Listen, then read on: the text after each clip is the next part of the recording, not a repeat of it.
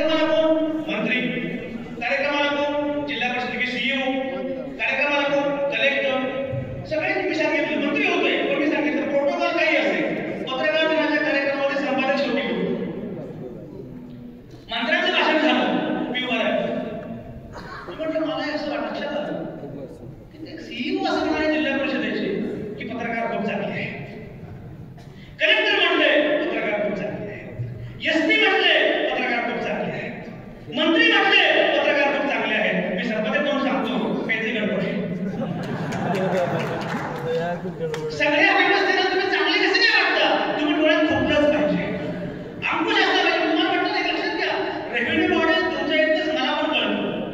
सगळं सोंग करता येतं पण पैशाचं सोंग करता येत नाही. पोट भरल्याशिवाय बाकी सगळं हे सगळं मला मान्य आहे. पण मी तुम्हाला सांगतो पैशाचं सोंग सुद्धा करण्यासाठी आधी धबधबा असला पाहिजे. आणि म्हणून इथून पुढे जे काही करायचंय ना ठणकावून करा, मागून नाही.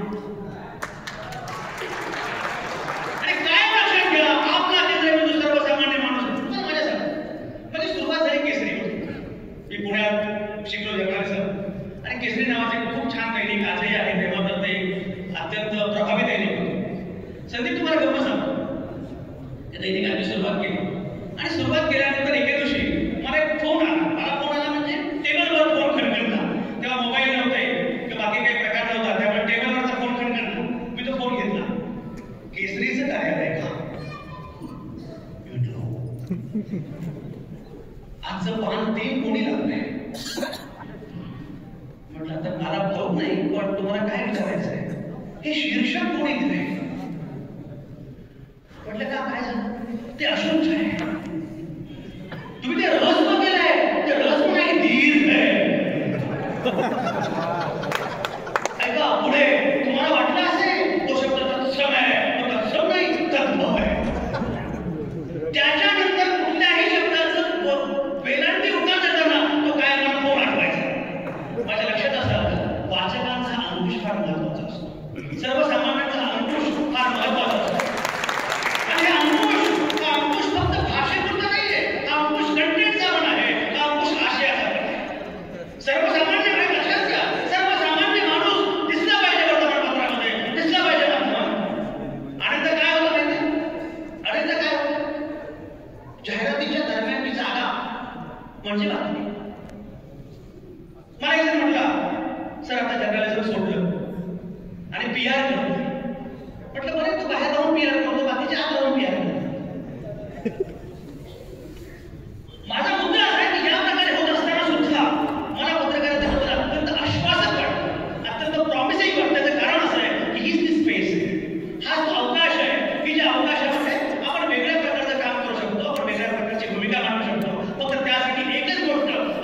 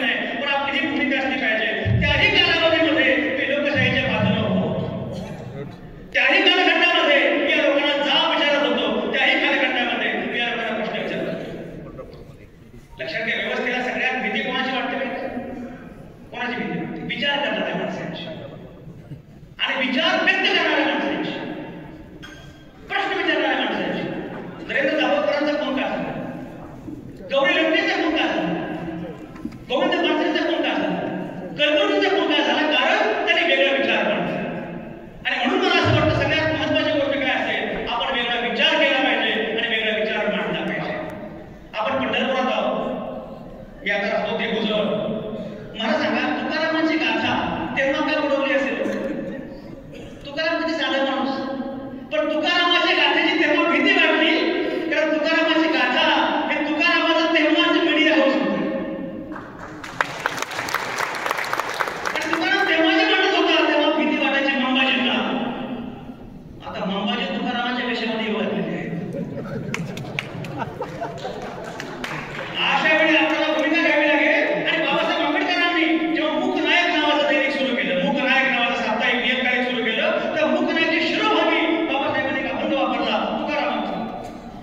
तो अभंग काय करू आता तरुणीय भीड निशंक हे तोंड वाचवणार आहे. आता मी घाबरणार नाही आणि भिडे पोटी गप्प बसणार नाही. आता भिडे म्हटलं की भीती वाटते. यांना विषय कुठलाच मला वाटतं लागले भिडे म्हटलं. पण तुम्हाला बोलावं लागेल, तुम्हाला मांडावं लागेल, लोकांच्या व्यापक हितासाठी तुम्हाला बोलावं लागेल. आणि हा वारसा खूप पूर्वीपासूनचा आहे. हा वारसा बुद्धाचा आहे, हा वारसा चार्वाकाचा आहे, हा वारसा त्याही पूर्वीचा आहे, तुकारामांचा आहे, ज्ञानेश्वरांचा आहे. आमचे संत ज्ञानेश्वर जेव्हा तेव्हा म्हणत होते आता विश्वात्मके देवे, तेव्हा अमेरिकेचा जन्म पण झालेला नव्हता. एवढी आपली संस्कृती प्रगत आहे, एवढी आपली संस्कृती मोठी आहे. पण मगाशी राज्यपाल महोदय सांगत होते मी कॉलेज अमुक तमुक हे सगळं खरं आहे. पण शेवटी हे पण लक्षात घेतलं पाहिजे की या देशाचं जे काही नुकसान झालं त्यामध्ये सगळ्यात महत्वाचं कारण विषमता हे होतं. आणि अशा वेळी पुणे शाहू आंबेडकर उभे राहिले आणि त्यांनी सामाजिक समतेच्या दिशेनं आपल्यापैकी प्रत्येकाला दिलं.